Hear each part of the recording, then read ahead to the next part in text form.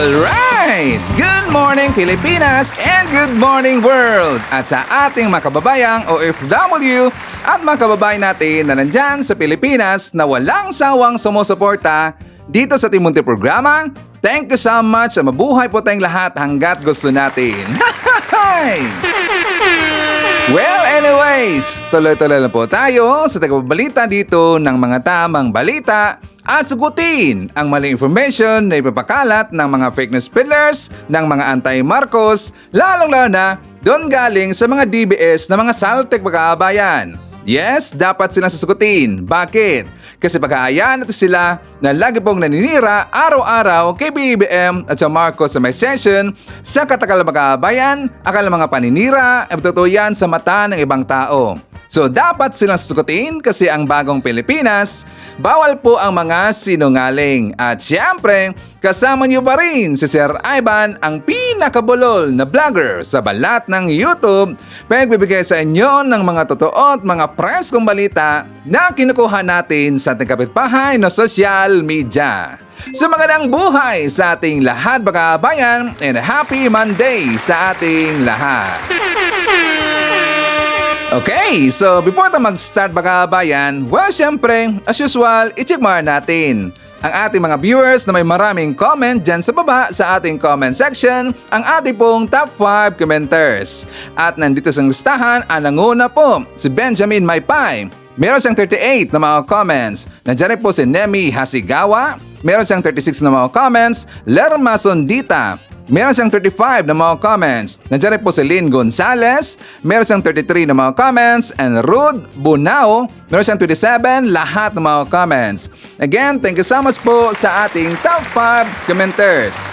At syempre, pasalamatan natin ating pong mga silent viewer dito sa ating channel. Thank you so much. At syempre, pasalamatan rin po natin ang lahat ng mga viewers na lagi pong nagla-like, lagi rin pong nagsishares ng ating mga videos. Thank you so much.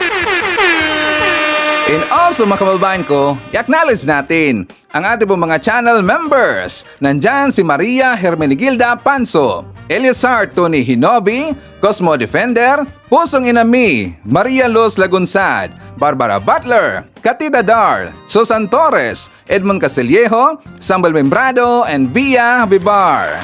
I-greet natin ang happy birthday si Takao Fumoto, greetings from Maria Fumoto. At syempre i-greet natin ang lahat ng mga viewers na nag-celebrate ng kanilang birthday ngayong araw. Happy birthday! At syempre i-greet natin ating po mga suki, mga early birds, yung nanguna po sa pag-comment dyan sa baba sa ating comment section. Nandyan sila si Grace Aldredge, Lynn Gonzalez, Elizabeth Habihan. I-shoutout natin si Sarah Brightman Vlog, Robin Reyes, Michael Vinas. Nandyan rin po si Marcres Hernandez from North Carolina, USA. Hi to Moneth Borromeo, Lorito Kalinlim Jr., Emmy Sarino. Nandyan rin po si Paterno Bindana, Ralis Carlinga, Rose Guevara. Hi to Fee Brunula and hi to Aster Espero. Okay? So, kumusta na mga kabayan? How are you today? Well, of course, I'm hoping po na sana magandang ating gising umaga at meron tayong energetic po na aura katulad po kay Sir Ivan. Siyempre, as usual, doon po sa ating kababayan po nagigising pa lang at wala pang energy. Don't worry! Painitin ko po kagad yung mga umaga kasi marami mga baon na mga pasabog at mga balita sa Sir Ivan na magamit ho natin. Ipandibang po sa mga ipipakalat na mga fake news ng kabilang kampong, mga fake news peddlers. At syempre mga kababayan ko, dapat silang kukurtin araw-araw kasi sila po ay salot ng lipunan. Okay! Good morning Pilipinas, Luzon, Visayas at Mindanao. So mga kababayan ko, siya nga pala, sino po dito ang ating mga viewers na nandito po sa Riyadh, KSA Makabayan? Nandito po sa Riyadh. So actually, this coming Friday Makabayan, that is November 15 if I'm not mistaken, November 15, Friday, pupunta po si Ivan doon sa Bata Makabayan. sa bata po. So gusto po kayong ma-meet po ni Sir Ivan kasi nga before po ako uuwi sa Pilipinas mga kabayan para po mag for good, gusto ko pong ma-meet po ang aking mga viewers. Well actually, matagal na sana po itong ginawa ni Sir Ivan mga kabayan. Ano nangyari Sir Ivan? Siyempre maraming galit Marami pong ayos sa ating mga kabayan. At saka marami na rin pong nag-message sa atin as in mga 15 na yata, 15 or 16 if I'm not mistaken. At saka yung mga nag-message sa atin doon sa Facebook mga kabayan, willing talaga po sila na sila po ito ang mag-treat kay Sir Ivan ng kain. ng pagkain mga kabayan. Sabi nila, Sir Ivan, kami bahala sa iyo, mapakita ka lang daw sa amin. So hindi ko lahat ni-reply mga kabayan kasi alam mo natin na si Sir Ivan nandito ho tayo sa political vlogging mga kabayan at saka alam rin po natin maraming ayaw sa atin, marami pong galit sa ating mga kabayan. So today I decided na pupunta po si Ivan doon sa Bata mga kabayan. So nagpost ako doon sa ating Facebook account na Jail Review TV mga kabayan. Then nilagay ko doon, kayo na po ang mag-prepare ng venue kung saan kayo mas komportable mga kabayan. Okay ba?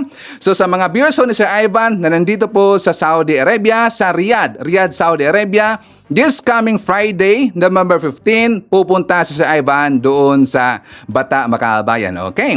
So anyways, bana tayo. Marami kasing nag-message sa ating mga kabayan tungkol po dito kay Waldy Carbonell.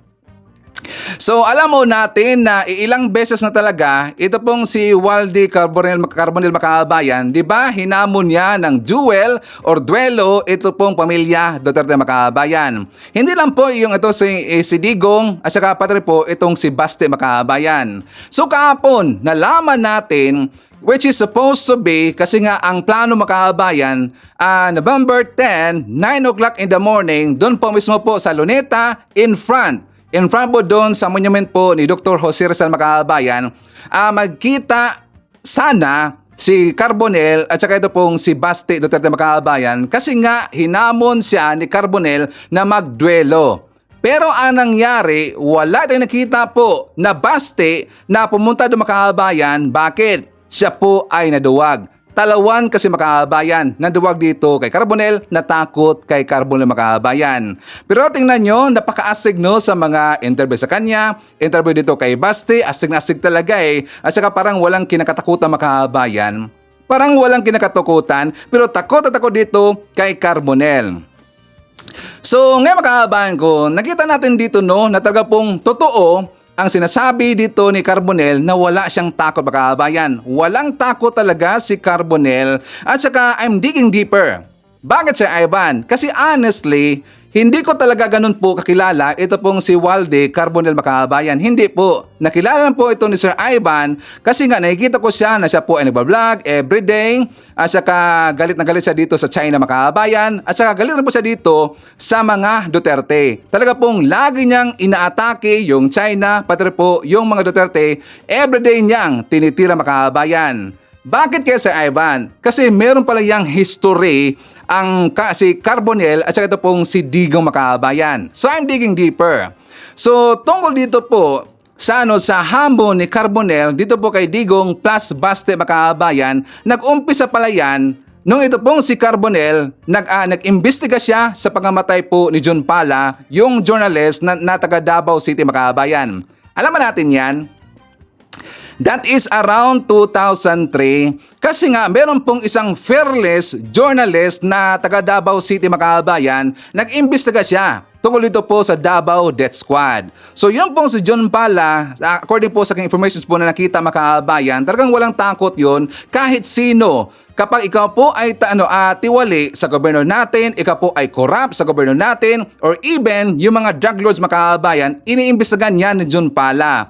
That is around 2003. So ngayon, syempre, nakakabit kasi ang pangalan po ni Digong sa Davao Death Squad mga kabayan. So probably, itong si Digong daw, di umano, ang nagpaligpit kay John Pala mga kabayan.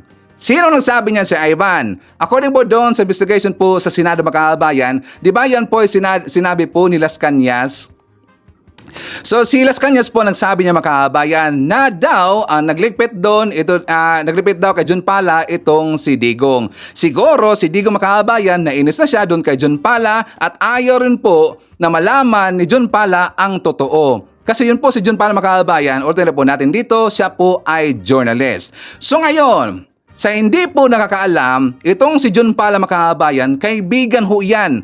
Close friend ho yan ni Waldy Carbonell. Ito pong si Waldy Carbonell makabayan, siya po ay binansagang fearless Pinoy journalist at saka isang politics commentator makabayan. Noon pa man, nag-umpisa na itong si Carbonell bilang isang journalist, tinitiran na niya talaga yung pong mga politiko po na mga tiwali, mga merong kalokohang ginagawa makabayan, at saka corrupt na mga politiko, at talaga pong ang tawag dito, parang ibabalita niya at saka hinuhubaran niya makabayan ang mga ginawa pong hindi maganda ng politiko na to. Included ito pong si Digong makabayan.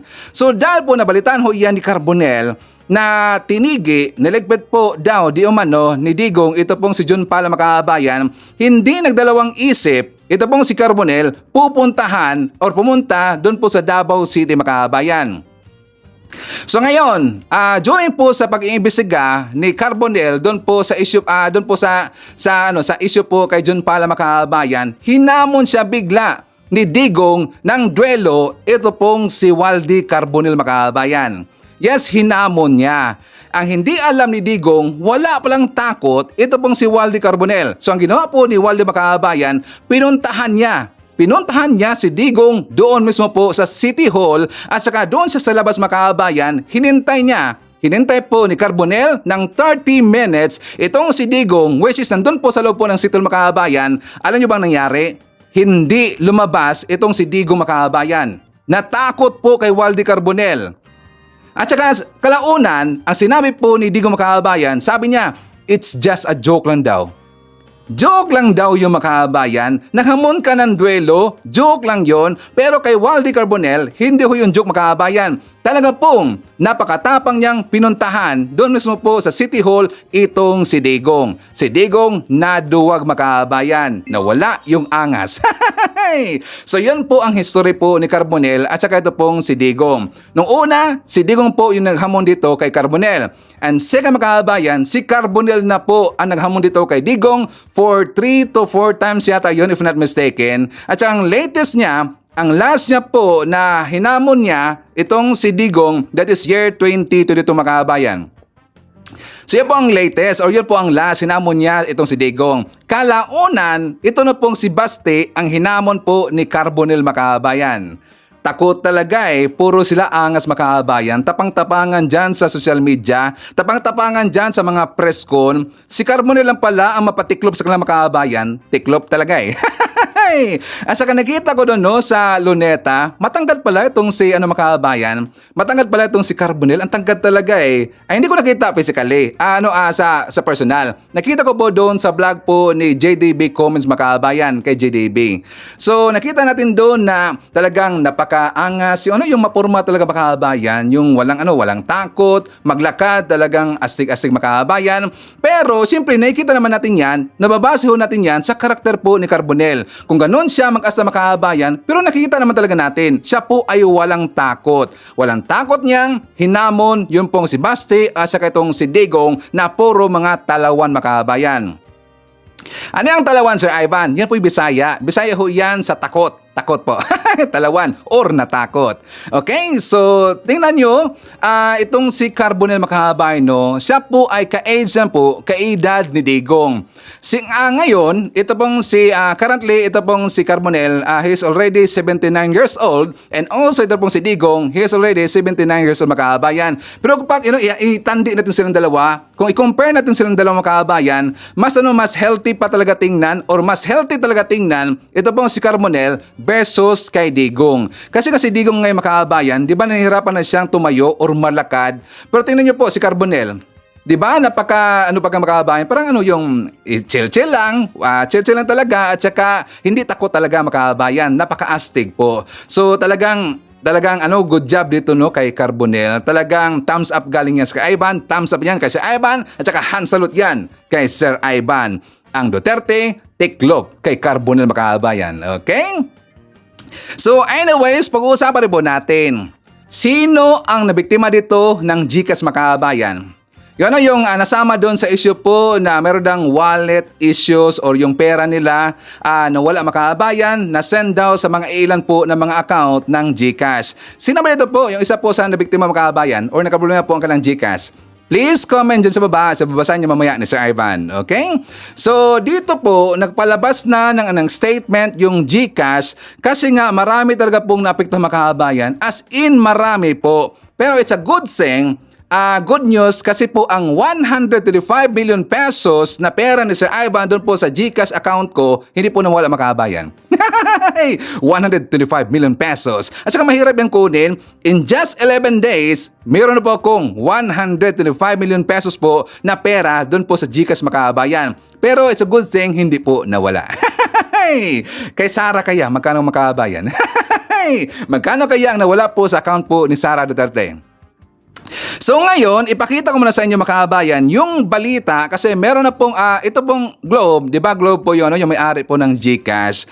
So ang Globe, lumapit na po sila sa DICT, sa CCIC mga kabayan para po mag-imbestiga dito po sa issue po ng GCash. And after that, magpalabas ho tayo po ng ating mga nakalap po ng mga informations at saka meron pong whistleblower daw mga kabayan. For more details, let's watch this.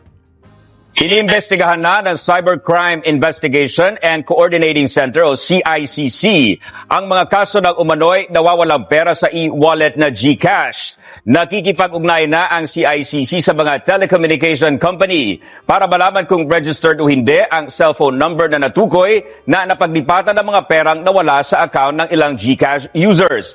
Ayon sa CICC, batay sa paunang investigasyon, hindi aktibo ang mga napaglipatang account habang ang mga nawalan ay mga highly active o mga account na madalas gamitin at may malaking halaga ng pera. Samantala, muli namang tiniyak ng pamunuan ng GCash na ligtas ang kanilang e-wallet account. Tiniyak ng kumpanya na inaayos na ang sistema. So ang sabi po ng GCash mga kabayan, na ligtas daw ang kanilang mga account, ligtas na mga kabayan. So babasa mo natin. Ito pong nakalagay dito sa kanilang statement which is sabi ho dito, accounts are safe. Tiniyak ng GCash sa mga customer nito na mananatiling ligtas ang kanilang mga account sa kabila ng ilang mga user na nakararanas ng issue dahil sa system reconciliation process ng GCash mga kabayan. So mananatili tayong ligtas. Ligtas ba? Ang pera, ligtas ba mga kabayan? Nakakatawa talaga eh. So nagposo ito, galing po doon sa GMA mga kabayan at saka po doon sa account po ng Globe kasi nga siyempre ang GCash that is under po ng Globe mga kabayan. So nagpost po ng Globe, ito po ay kinuyog. At saka marami talaga pong taong hindi po nagusto sa kanilang sinabi mga kabayan. Bakit? Kasi dito pa lang po sa word na ginamit na reassures customers' accounts are safe. Safe ba ang pera na wala makabayan? And until now, as of this moment, marami pa rin po at saka yung mga napektuhan po na ng missing funds makabayan, hindi pa rin po nabalik ang kanilang mga pera. So ito po isa po sa ating ebidensya makabayan. For example, ito pong babae na nangiyak-ngiyak talaga eh. At saka kahapon ko to nakita makabayan. For more details, let's watch this. Hi, good morning. Sino man maaraman GCash, paano ba mag-contact? Paano po mag-contact ng GCash? Ubos lahat ng pera ko. Lahat ng pera ko, 38,000.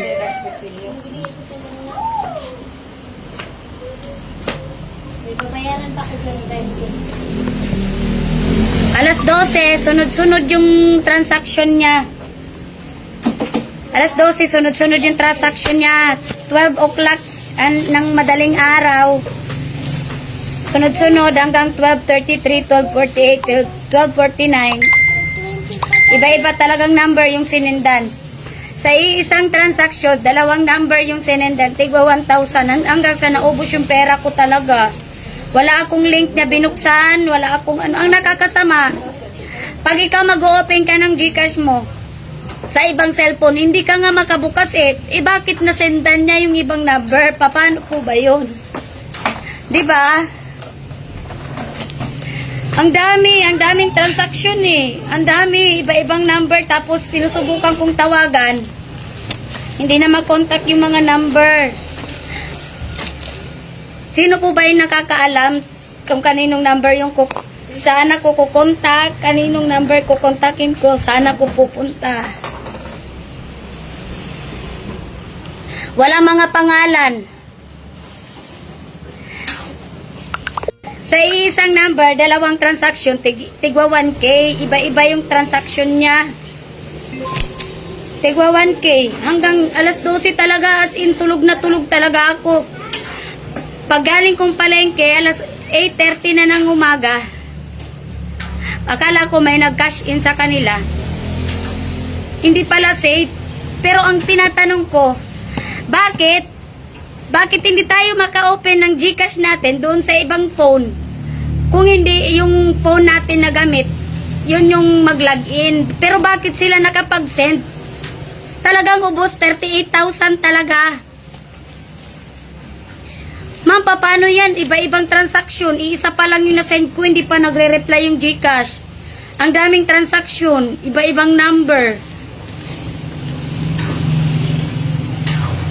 Ilan to? 1, 2, 3, 4, 5, 6, 7, 8, 9, 10, 11, 12, 13, 14, 15, 16, 17, 18, 19, 20. 21, 22, 23, 24, 25, 26, 27, 28, 9, 30, 31, 32, 33, 34, 35, 36, 37, 38, 40 di ay. 40,000 talaga. 40,000. Iba-ibang number. Tigba 1,000. Pero iisang transaction lang. Dalawang number yung ginamit. Hindi. Naghanap buhay ako ng patas. Bakit naman ganon? Wala akong inaargabyadong tao.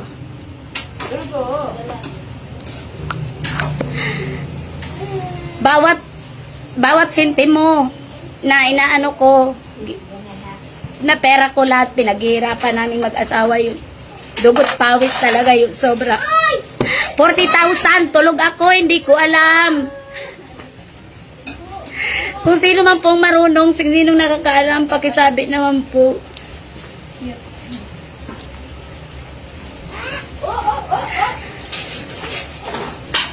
Okay, so yan nga mga kababayan, no? Talagang nakakaaway. 40,000, bigla lang mawala po sa account mo kababayan.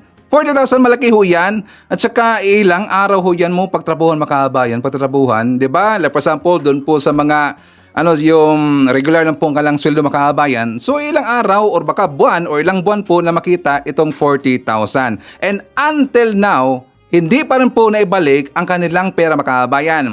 Hindi na po yung ilang tao, pati nga yung mga artista, and also ito po rin si Pokwang makabayan. Pati rin po itong si Pokwang ang kanyang pera, simut talaga, at marami pang mga accounts makabayan. Ngayon, ito po ang napaka-BS.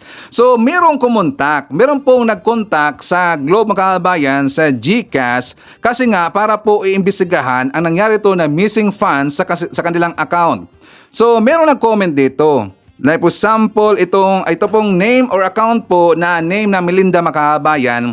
So, nag-contact siya last November 10. So, sabi dito, ito po ang reply po ng GCash makabayan. Sabi niya, "Hello Melinda.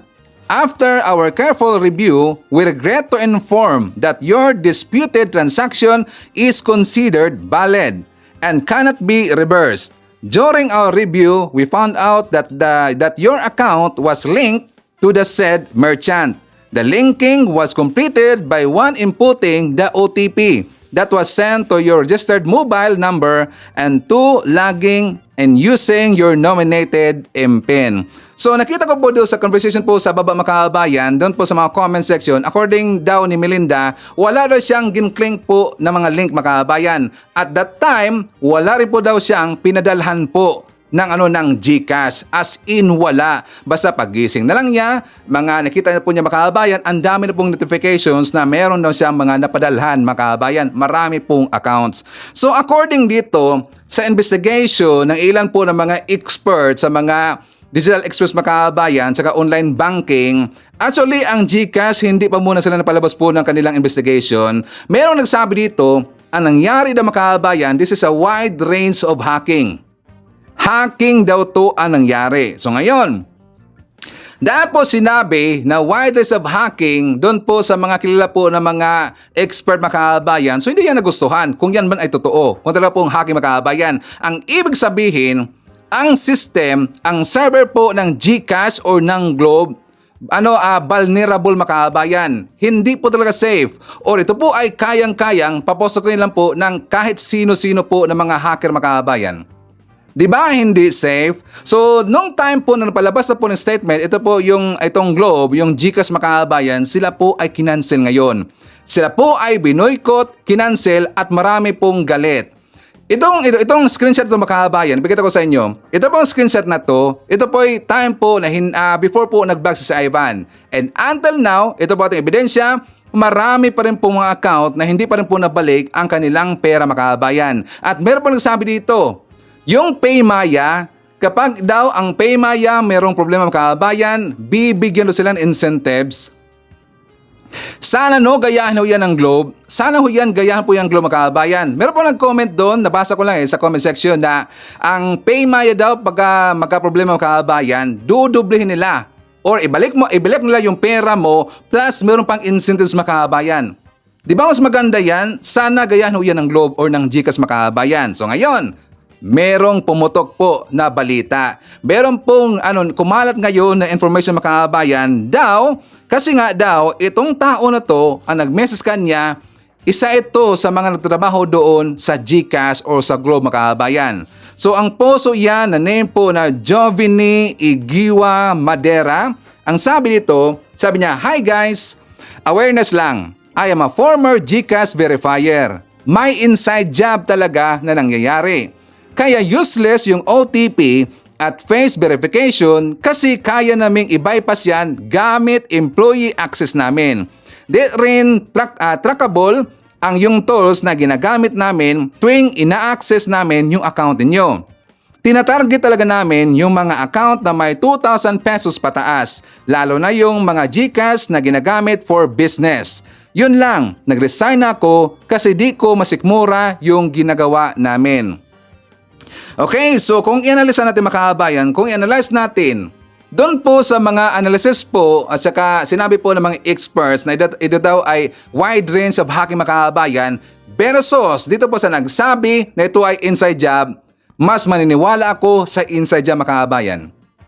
Bakit sa Ivan? Tingnan niyo po ang nangyari. Talagang hindi po random makabayan o hindi random. Ito po yung random talaga, ang daming numero na mga accounts na pinadalhan.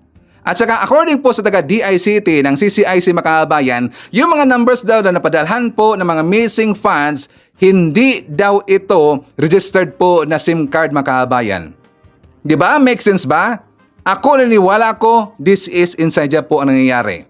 Hindi ba to hacking makabayan? Kasi nga di ba, napakatagal na po ng Globe makabayan. Malaking kumpanya po yung Globe at kaya po nila po mag-hire po ng mga galing po na mga ITs makabayan. Kayang-kaya lang mag-hire po niyan. Or meron silang hacker po sa loob makabayan in case po meron magtangka dito na mag-hack po silang system. So hacker to hacker kasi yan ang labanan makabayan. So meron talagang hacker sa loob po ng Globe. Unless kung magkaok-ok ang utak po ng hacker na yon or yung mga expert po sa IT na sa loob po sa Globe or sa loob po ng GCash, mga IT nila o sila po ay sinasabotahe dito, yan po ang mangyayari makabayan. Sakto ba na si Sir Ivan? Please comment sa baba, sa babasahin niyo mamaya ni Sir Ivan. So until now po makabayan, hindi pa rin po yan naresolba. Hindi pa rin po naibalik po yung mga missing funds na nawala doon po sa mga ilan po ng accounts. Hindi lang ilan, talagang marami pong accounts makabayan. Okay? So anyways, before tayo mag-jump po sa ating next topic, isa naman natin. Nandyan po si Susan Onarce, hi to Digna Urel, hi to Mayeth Sibohano, kasama rin po natin si Otelo Jr. Mondia, Elsa Singian, Mary Ann Jacinto. Nandiyan rin po si Linda Lim, John Cuan, Miles Valdez, Masking Digma, Joseliso Nacionales. Nandiyan rin po si Elmer Pinaranda, Lorna Martinez, Jewel Carillo, and hi to Manuel Balinger. So, makababayan ko, I am very sure na nakita nyo na po yung sinabi, yung bagong statement po nilabas po ni Digong, na kung saan sabi niya, hindi na daw siya interesado po sa politika, makababayan. Ayaw na daw niya. At before tayo pagpalabas po ng ating analysis dito sa kanyang mga sinasabi, let's watch this. Mayor, ano ang aabangan ng mga taga Davao sa muling pagbalik ni Rodi Duterte? Pagbabalik. Wala na ako. Count me out. I am retired. As mayor. As Mayor, ang pagbabalik, ano ang aabangan? Hindi na ako babalik. Wala na akong balik.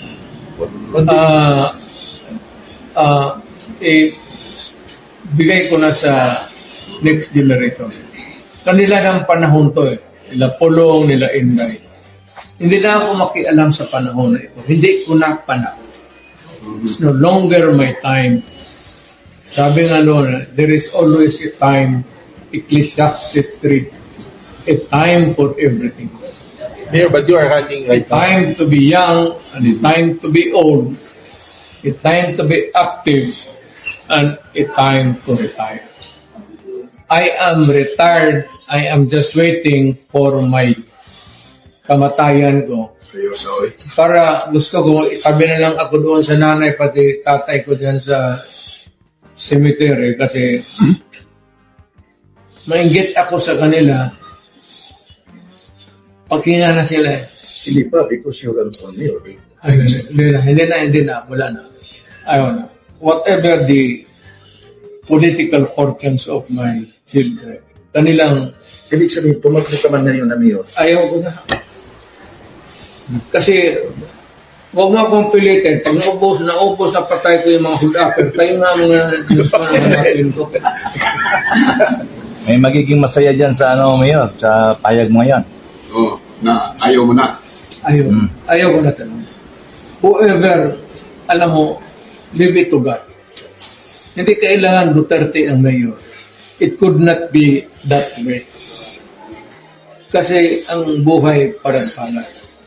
Kung nasa palad nila, Indayan, nila, ni Pulong, if they stay there forever or just for one election and re-election, nasa palad na yan. But ako, tapos na ako, ibigay ko na naman sa chance sa iba. Wala na akong mahingi sa Diyos. Wala na daw siyang mahingi sa Diyos, makababayan. Wala na daw siyang mahingi sa Diyos. Bakit may Diyos pa siya? Diba? Diba lagi niyang sinasabi simula pa noon, makababayan, na handa daw siya or lahat daw tayo pupunta daw noon sa impyerno. Lagi siyang nang i-invite, lagi siyang nandadama dito na pupunta daw sa impyerno, makababayan. Tapos ngayon, sinasabi niya na wala na daw siyang hinihingi dito, wala na siyang hinihingin ng Diyos, makababayan. Sino ba ang kanyang Diyos? Or baka yung nandun po sa Satanas, makababayan. Or baka yung si Kiboloy ang kanyang Diyos, makababayan. Diba? Nakatawa talaga eh. Ito napaka-biis na, makababayan. Katarantaduhan talaga eh. Bakit? Sabi niya, saka napansin ba natin nung sinabi niya, makababayan, na retire na daw siya, ayaw na daw niya, at saka hinihintay na lang daw niya dito ang kanyang kamatayan, makababayan. Tapos meron nagsabi bigla na simba ko. Simba ka na, makababayan, sabi ng vlogger. Tapos bakit nasabi po na simba ko, makababayan? Siyempre, ginagamit pa kasi nila hanggang ngayon o talagang ginagamit nila kasi ito pong si Digong, makababayan, na kahit nakikita ho natin na hindi na po kaya talaga ng katawan po ni Digong, makababayan, paki-ika-ika na nga paki-akia na, makababayan, na lumalakad ito, ginagamit pa rin po. Ito naman si Digong, nagpagamit, makababayan. Ginagamit nila kasi nga very influencing na tao ito pong si Digong, makababayan. So dito pa sa kanya sinabi na ayaw na daw niya. Tapos na daw siya, makababayan. Bakit niya sinabi na retire na daw siya, samantalang nag-file siya ng kanyang COC bilang mayor, makababayan? Diba? Ito ay ko maniwala talaga eh. Naniniwala ba tayo, makababayan, sa sinasabi dito ni Digong? Ako ayaw ko na maniwala. Yan po ay kabulsitan lang po, ka-BS, makababayan. Hindi ho yan totoo yung sinasabi po ni Digong. Siya lang po dito ay binubudol niya. Binubudolan niya ang kanyang mga followers para udyukan dito si Digong na, sige na mayor, magtakbo ka, nandito kami para suportahan ka. Ganun mga kababayan, kinukuha lang ho ni Digong dito ang sipatya po ng kanyang mga followers. So kanyang sinabi ito ni Digong, yan po'y napakabiis talaga at saka yan po'y hindi totoo mga kababayan. Ang maniniwala nandyan, ang kanyang mga followers. Ang susunod na po dito sa kanyang mga sinasabi mga kababayan, siya po yung mga nauto lang po niya. Bakit? Ginagamit pa kasi nila at saka ginagamit pa nila ito pong si Digong. Okay, so ipakita ko po sa inyo mga kababayan ang blank po ni Mike Abe. For more details, let's watch this. Kayo ba ay naniniwala pa? O dapat pa ba kayong maniwala sa mga pinagsasasabi nitong si dating Pangulong Duterte? Alam niyo kung bakit ko tinatanong ito? Kasi may bago na naman siyang sinasabi ngayon. Pero ayaw ko na ipakita kasi madalas po doon sa kanyang mga statement, laging mayroong PI pagmumura. Wala siyang sinasabing diretso, laging mayroong PI, kaya ayaw kong iparinig kasi ayaw ko namang minumura kayo. Binibigyan ko kayo ng proteksyon ng mga viewers, followers, subscriber ng channel na ito, MA Pinoy TV at yung Mike Abe Opinion. Kasi palamura talaga itong si Digong Duterte. Ang kanyang sinasabi dun sa nakaraang press conference 2 days ago, o nung isang araw lang, kahapon lang yata yun. Sinasabi niya, pinagre-resign niya na. Pinaalis na sa politika si Vice President Sara Duterte. Umalis na lang daw, mag-resign na lang daw, magnegosyo na lang daw. Ano yung kanyang sinabi. Pangalawang sinabi niya, hindi na raw siya tatakbong mayor. Nag-file siya ng Certificate of Candidacy. Kaya hindi ko alam kung ito, ano ba ito, puro drama, paawa, papansin, o mapag-usapan lang. Kaya ako naman, pinapatulang ko ito dahil tinatanong ko na kayo ngayon.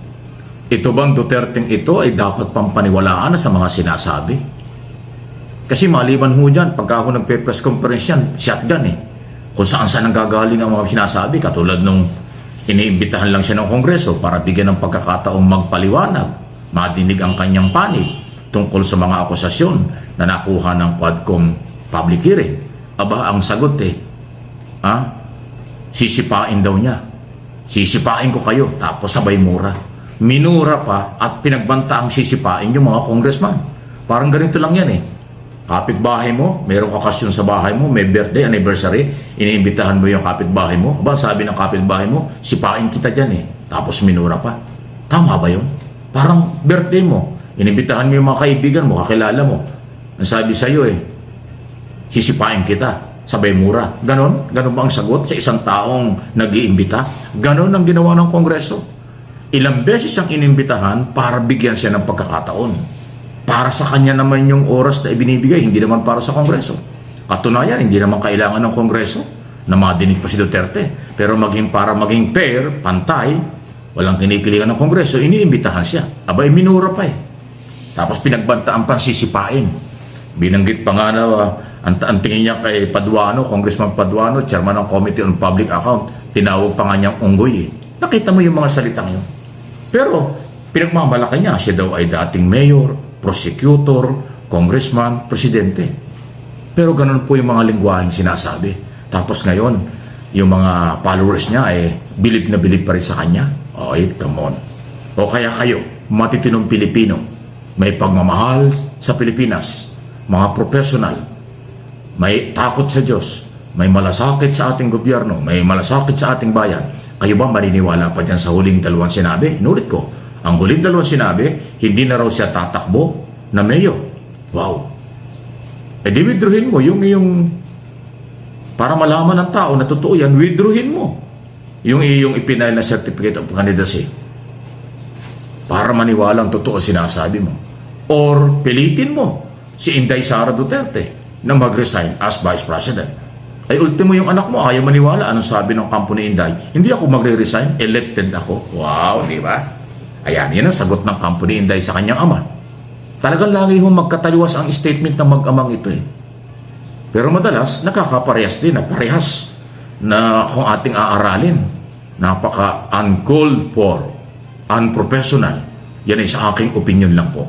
Opinion ko, observation, talaga pong masakit, pakinggan, hindi dapat maging huwaran ang kanilang mga statement. Yan po ay aking opinion. At entitled ako dyan sa opinion na yan. Kasi nakikita natin, naririnig natin, lalo na sa mga kay dating Pangulong Duterte na ilang taon na ganyan ang ginagawa. nasa pwesto at ngayon wala sa pwesto, ganun pa rin. At ito namang Vice President, iba rin ho ang mga sinasabi. So speaking of, hindi ako aalis, sabi niya, dahil elected. Ayan style niya. Pero alam ba ninyo, elected, appointed, or career, o anumang estado ng iyong posisyon, kalagayan sa gobyerno, hindi bawal mag-resign. Walang lalabaging batas ang pagre-resign. Sa Senado nga ginawa na ni Mick Subiri yan Napagbintangan lang siya ng daya sa eleksyon, nag-resign yan. Noong mga nakaraang taon, laban kay Pimentel, nag-resign siya as senador, pero elected siya. Hindi naman napatunayang ng daya, pero nag-resign. So hindi totoo yung, elected ako, ba't ako magre-resign? Prinsipyo lang yon. Kapit tuko lang yan. Kapit linta lang yan.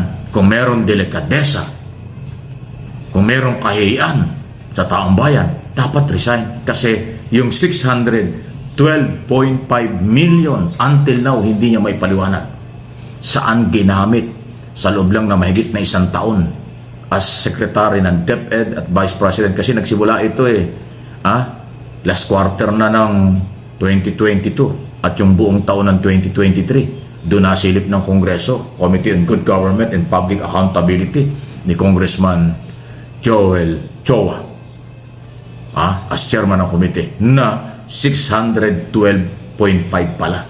Akala natin 112 lang Akala natin 125 lang. Hindi pala. Nung pinagsama ang confidential at intelligence fund ng Secretary at Vice President Inday Sara, naku, ganun kalaki pala. Diba? Tapos sasabihin mo, hindi ka magre-resign dahil elected. Kapit to ko ang dating dyan. Okay? Ano inyong masasabi dyan? Ulitin ko ang tanong, kayo ba naniniwala pa dito sa mga statement ng mga Duterte? Ayan. Okay, kung sinabi rin po ni Digong Makabayan na siya daw ay retire dito, ayaw na niya, at saka dapat daw ibigay na daw doon sa mga new generations, for example, sa kanyang mga anak, kay Basti, kay Sara, or kay Pulo Makabayan, dapat daw ibigay na daw doon. Ang ibig sabihin, tama talaga ang ating analysis Makabayan na ito pong pag-file ni Digong ng COC bilang mayor. Kasi nga nakikita niya na hindi po kayang kalabanin po ni Basti yung kabila Makabayan na bilang isang mayor or back-to-back silang dalawa, hindi kaya nag-insert, pumasok agad dito si Digong kasi nga ayaw nilang mahawakan po ng ibang tao yung Davao Makabayan. So, ibig sabihin dito, kung mananalo po itong si Digong bilang mayor na naman po dyan po sa Davao City, Makabayan, God forbid, ito'y ikanyang ibibigay po kay Basti Makabayan. Ang ibig sabihin, bigla siyang magre-resign. So, ang papalit sa kanya, yung BC na si Basti Makabayan. Kung mananalo yung si Basti bilang BC. Kasi nga, di ba, currently Makabayan, ang tinakbuhan ngayon ni Digong bilang mayor. Ang naging kanyang BC ay ito pong si Basti Makabayan. So, kapag mananalo silang dalawa, ang gagawin dito ni Digong, siya po ay magre-resign bilang mayor. Ang papalit sa kanya, itong si Basti Makabayan. Di ba?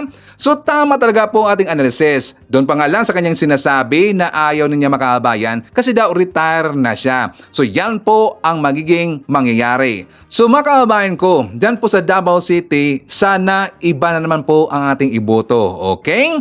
So anyways, iset naman natin. Nandyan po si Evelyn Garcia. Hi to Romeo Caro Gigato Jr. Isyatat natin si Jemson, Jimboy, Jeriel, and Regine of Mandawi, Cebu. Greetings from Rodolfo Radarabor of Tansa, Cavite. I-shoutout natin si John Wick. Hi to Eliza Cañete from Las Peñas. Nandiyan po si Josephine Gallego. Jesubto from Calamba, Laguna. Hi to Jeline Quezon, Joyful Pinay. I-shoutout natin si Bong and Susan na nandyan sa Saipan. Kasama rin po natin si Len River 06 from BFRB Las Piñas City. Nandiyan rin po si Cristelita Guillermo, Mary Flor Espirito, Rita Mejia, and hi to Lucia Bernardo. Makahabaan ko, dito muna tayo po sa good news para malaman po ng mga DDS, mga viewers natin po ng mga anti-Marcos na meron pong tinatrabaho ang ating gobyerno. For more details, let's watch this.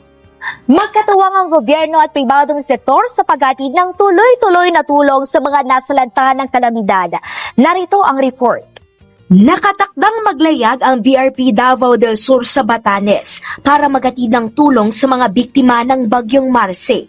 Magdadala ito ng 100,000 kilo ng relief goods gaya ng bigas, hygiene kit, materyales sa paggawa ng bahay at iba pang ayuda mula sa iba't ibang sangay ng gobyerno at pribadong sektor. Tiniyak ni Defense Secretary Gilberto Teodoro Jr. ang pagkakaisa ng pampubliko at pribadong sektor para lubos na matulungan ang mga nasalanta alinsunod sa utos ni Pangulong Ferdinand R. Marcos Jr.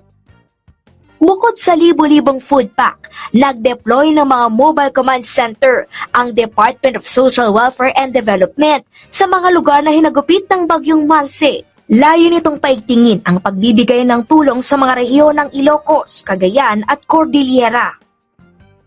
Gamit ang Mobile Command Center, na-charge ng senior citizen na si Estelita ang kanyang mga gamit habang walang kuryente sa kanilang lugar sa Bugay, Cagayan.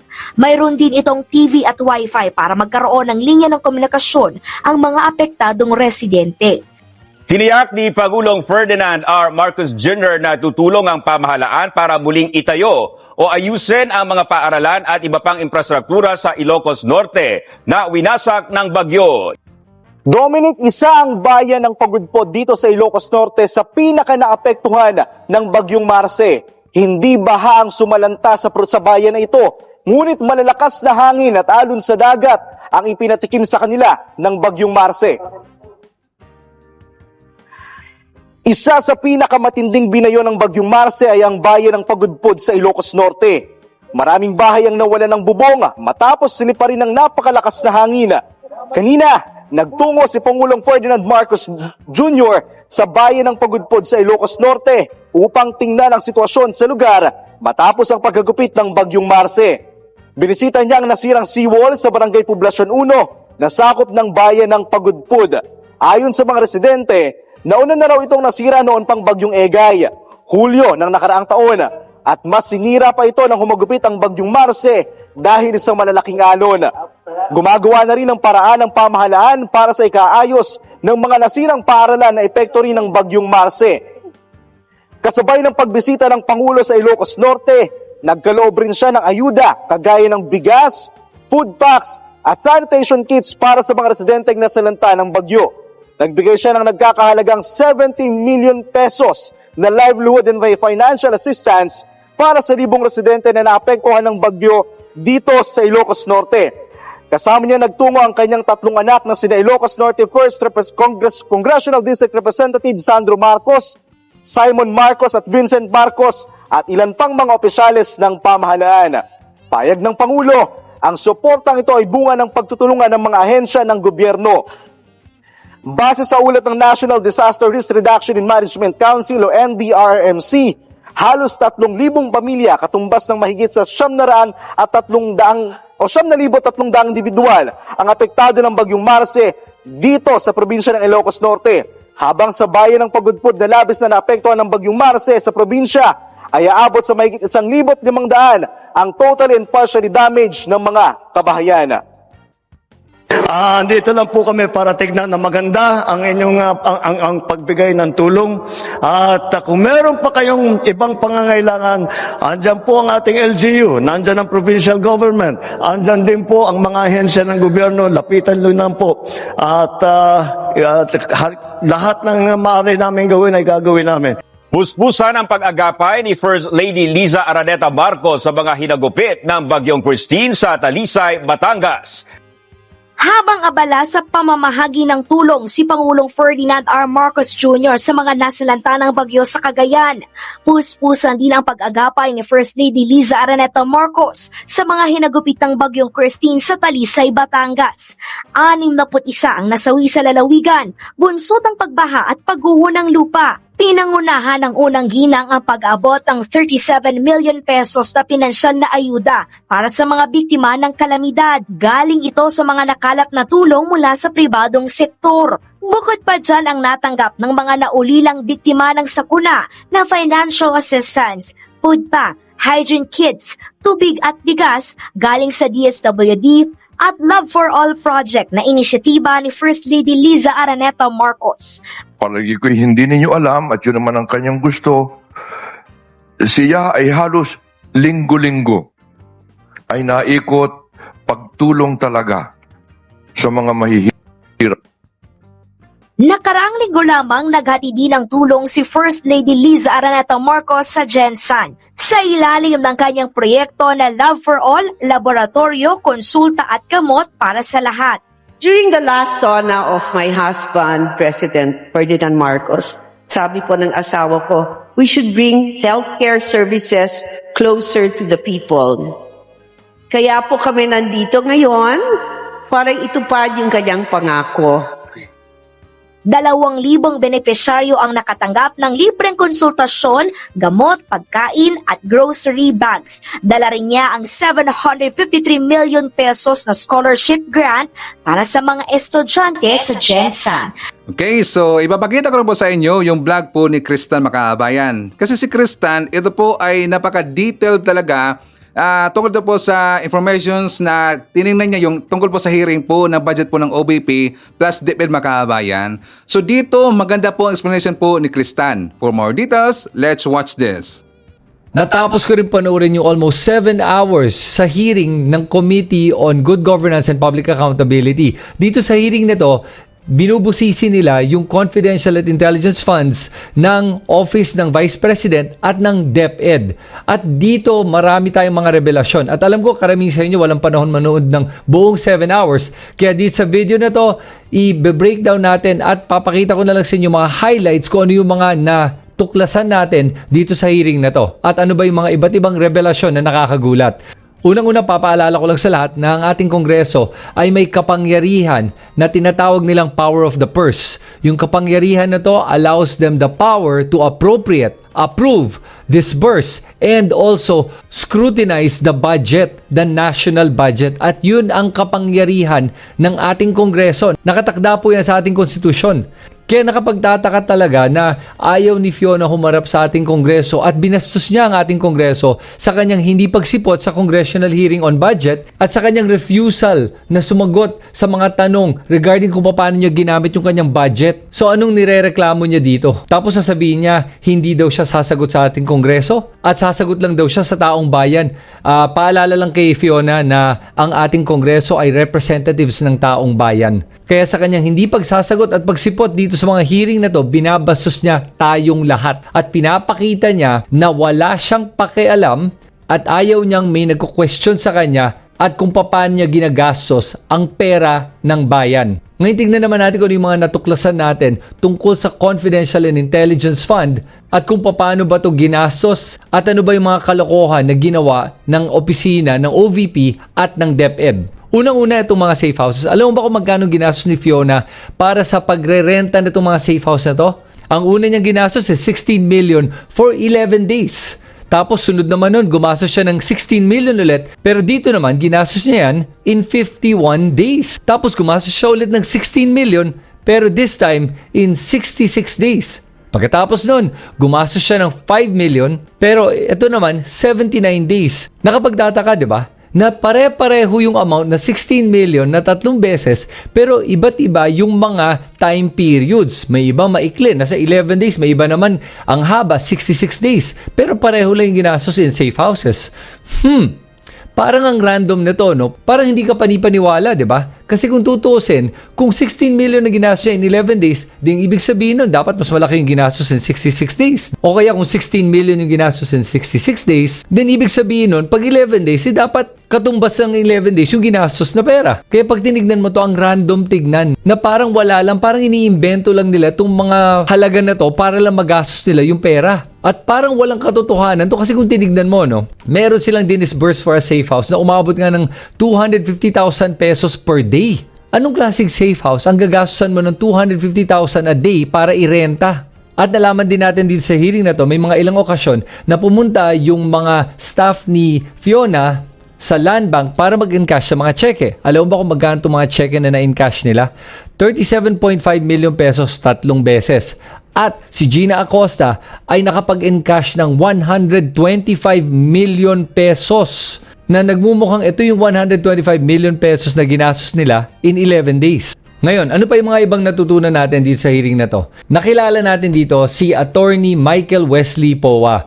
Si Attorney Michael Wesley Powa ay yung dating spokesperson ni Fiona at nagtrabaho din siya as a consultant para sa DepEd. Alam mo, sa totoo lang, aaminin ko na nung una kong nakita tong si Attorney Powa, medyo may bias ako against him nung narinig ko yung mga sinasabi niya kasi akala ko meron siyang kinalalaman sa mga kalokohan na nangyayari sa opisina ng OVP at sa DepEd. Pero nung humarap siya sa congressional hearing na to at nagsalita na siya at pinakinggan ko siya, nagbagong isip ko at nakita ko na ito ay isang tao na mukha namang may integridad, na mukhang honest siya at very candid na nagsasalita at talagang nagbibigay lang ng alam niyang impormasyon para matulungan ng ating Kongreso malaman kung saan ba napunta yung pera at paano ba ginastos yung Confidential Intelligence Fund. Tapos nalaman ko din na bago pala siya pumunta ng hearing, nag-pre-terminate na siya ng kontrata niya with the OVP at sa DepEd. At dahil dito, nakakapagsalita siya na mas malaya at mas maayos at nakakapagbigay ng mas maraming impormasyon sa ating mga kongresista. At nalaman natin dahil sa salaysay ni Attorney Powa na may 3 tao lang ang may alam kung saan talaga napunta ang confidential at intelligence funds ng OVP at ng DepEd. At ito ay si Fiona at yung kanyang Special Disbursement Officers na si Gina Acosta at si Edward Fajarda. At ang problema natin ngayon ay ayaw humarap na itong 3 taong to dito sa hearing na to. Ano kaya ang tinatago ng mga to? Ngayon yung COA naman, tignan natin. Alam mo dito, na-realize talaga natin na walang kwenta ang COA.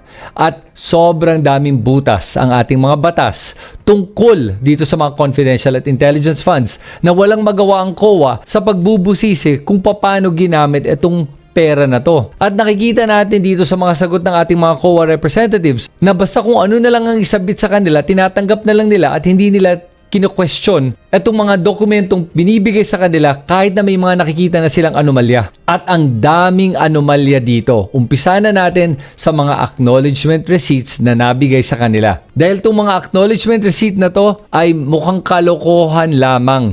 Ang daming mga kulang na impormasyon, kaduda-dudang impormasyon at walang impormasyon na nakalagay dito sa mga acknowledgement receipts na to. Number 1, random yung mga amounts. Paiba-iba at kung ano-ano na lang nilalagay nilang mga amounts na para ibigay sa kung sino-sino. Pangalawa, yung mga purpose ng pagbibigay ng pera na to ay random din. Kasi ang confidential at intelligence funds ay dapat binibigay lang nga, di ba? Para sa mga informasyon o kaya sa mga rental ng safe house, anything to do with national security. So bakit sila nagbibigay ng mga confidential at intelligence funds for food, supplies at saka medicine?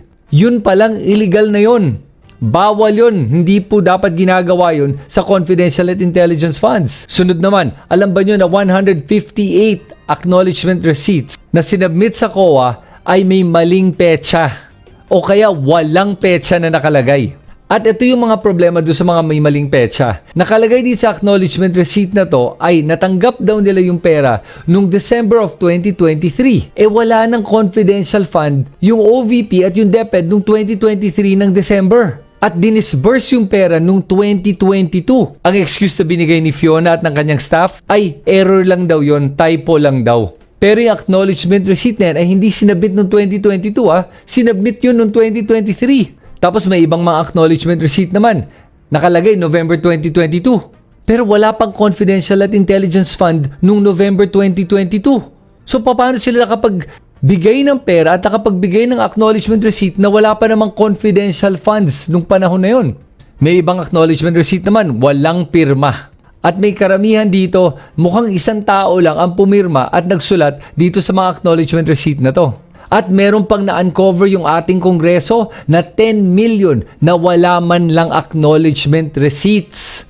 10 million pesos. At ang pinaka nakapagtataka talaga dito ay may iba naman talaga hindi natin alam kung kanino binigay at kung sino itong mga taong to at kung totoo ba itong mga tao na nakalagay dito sa acknowledgement receipt na to na nakatanggap ng pera. Perfect example natin dito. Sino ba itong si Mary Grace Piatos? Parang familiar, di ba?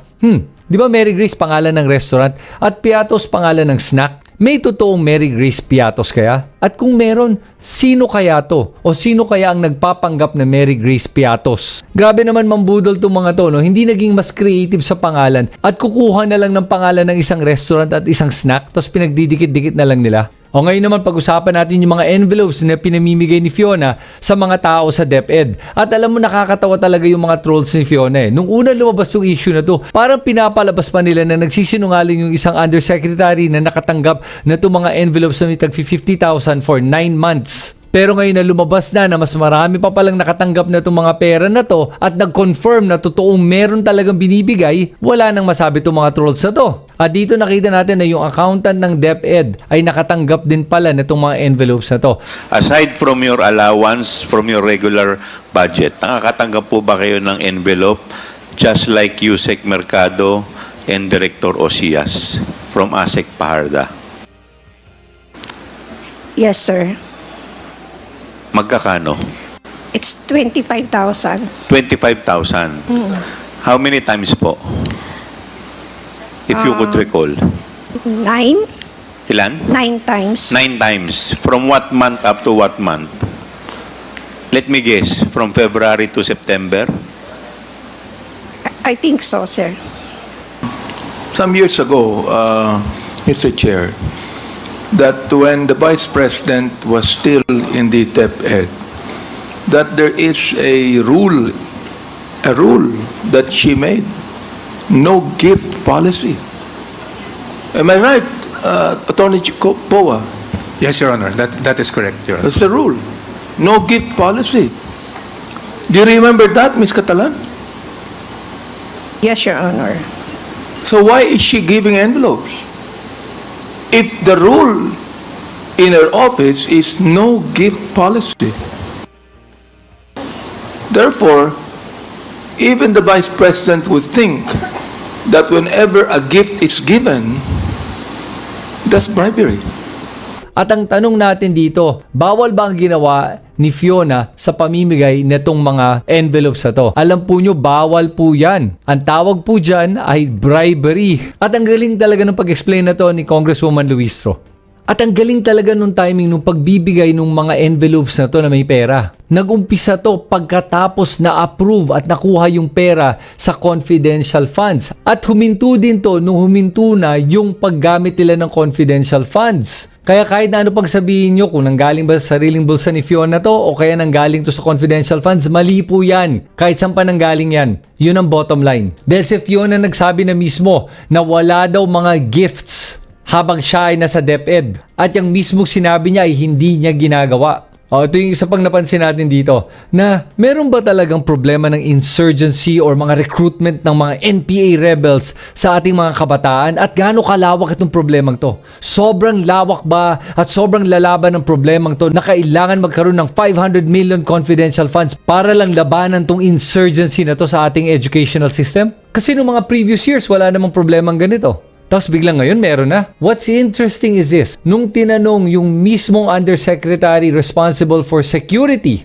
sa DepEd, hindi din niya masagot kung meron bang problema na insurgency sa ating mga eskwelahan. As a matter of fact, inamin niya na wala naman talaga silang data to be able to show na meron talagang problema with insurgency na kailangan ayusin. Kaya yung pagsasabi ni Fiona na merong insurgency problem tayo sa ating mga eskwelahan ay mga haka-haka lang. Ito ay gawa-gawa lang nila para lang makuha ang confidential funds na hinihingi nila. Ito ang magaling tactic na ginagawa ng mga Duterte. Mag-iimbento sila ng problema, tapos sila din yung gagawa ng solusyon sa inimbento nilang problema. At umaasa na lang sila na hindi tayo magbubusisi at magtatanong, na maniniwala na lang tayo sa lahat ng mga sinasabi nila na kahit na wala namang data to back up these statements that they're making. At dahil wala talagang malawak na problema when it comes to insurgency in the school system, kaya hindi nila ma-justify at hindi nila maipakita ang mga resulta ng paggastos nila ng 500 million in confidential funds at kung paano nag-improve yung seguridad ng ating mga estudyante.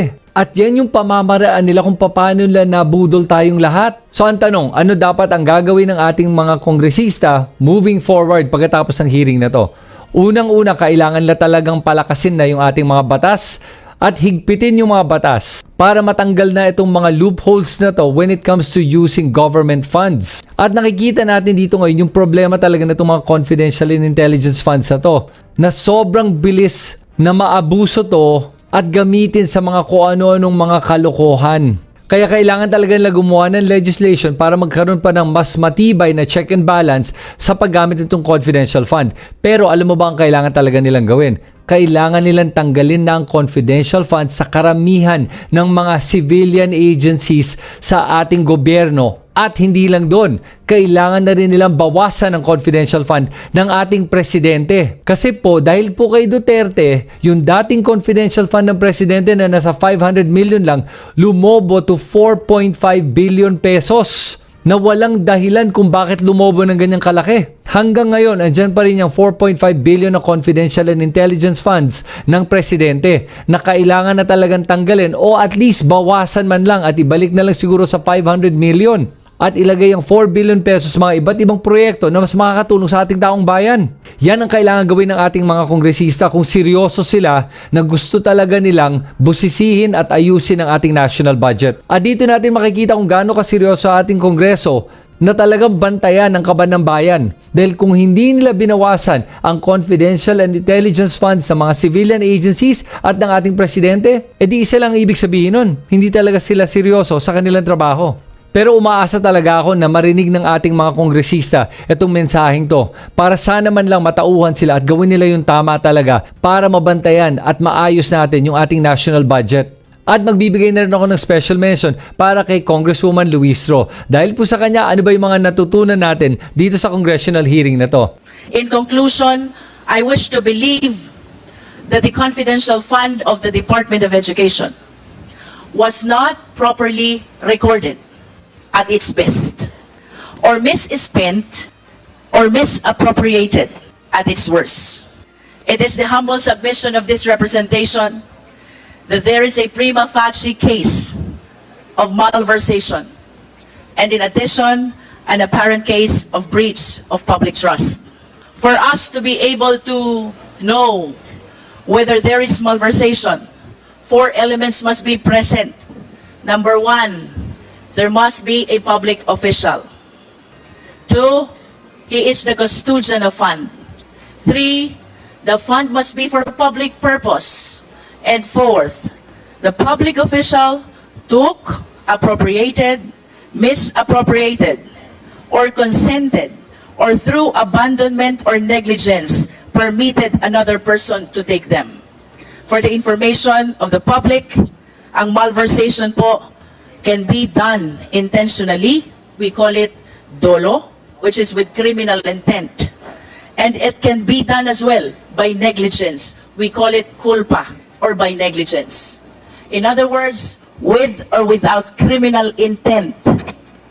If the 4 elements are present, which I believe they are present, there's a prima facie case of malversation. With respect to the breach of public trust, this is the violation of public's confidence in a public officer's ability to serve with integrity, impartiality, and in accordance with law. Public trust is mandated by no less than the fundamental law of the land. That is the Philippine Constitution. At dito natin natutunan yung word na dolo at culpa. Ang ibig sabihin ng dolo ay intentional yung ginawa nila. Ang ibig sabihin naman ng culpa ay by negligence. So either way, negligent o kaya intentional, meron malversation na nangyari dito. At dahil din sa malversation of public funds, kailangan talagang kasuhan si Fiona sa mga illegal na nagawa niya. Okay, so shout out po natin si Emerald Gemini from Dubai. Nandiyan rin po si Shirley Roquero Risman. Hi to Nakshatra Kritika. Nandiyan rin po si Robin Basinga Salindong, JRN, Wing Salvatierra, Alicia League, Elsa Sabuco Jeronimo Singgian. Shout out rin po natin si Nonsky Pasamonte, Shisita Druha, Apple Nash, Annabel Hoson, Susan Reyes, Giselda Langbat, Edna Niket, William Steven Verdugo. Hi to Dimple Rain S. Revines, and hi to Elsa Hoffman. Okay, so yan po ating manakalap ng mga balitang ngayong araw. Kung nakaabot ka po sa portion na to, sana nakapag-like na ho tayo. Libre pa mag-share, libre din ang mag-subscribe. Again, maraming salamat sa mga viewers na hindi nag-skip ng ating mga commercials. Thank you so much. At before natin tatapusin ang ating programa ngayong araw, sana sabayan nyo si Sir Ivan para sa ating live messaging prayer. Dear God, muli lumalapit ako sa iyo upang ipagdasal ang aking minamahal na pamilya. Hinihiling ko na dinggin mo ang aking pagsusumamo at protektahan ang aking pamilya mula sa anumang pinsala o sakuna. Naway bigyan mo po sila ng karunungan at pag-unawa upang makagawa ng mga tamang desisyon at pagpili sa lahat ng bagay. Naway alisin mo ang anumang pagkakabahabahagi at salungatan sa amin at punuin ang aming tahanan ng pagkakaisa at pagkakasundo. Naway ipalaganap mo ang kapayapaan at kagalakan sa aming tahanan. At naway ang iyong pag-ibig ay tumagos sa bawat sulok ng aming sambahayan. Papuri sa iyo. Idinadalangin ko ito sa pangalan nating Panginoong Jesucristo. Amen. So maraming salamat mga kababayan, and I hope to see you again on my next video. Rocking around the Christmas tree at the Christmas party hop. Mistletoe hung where you can see, every couple wants to stop. Rocking around the Christmas tree, let the Christmas spirit ring. Later we'll have some pumpkin pie and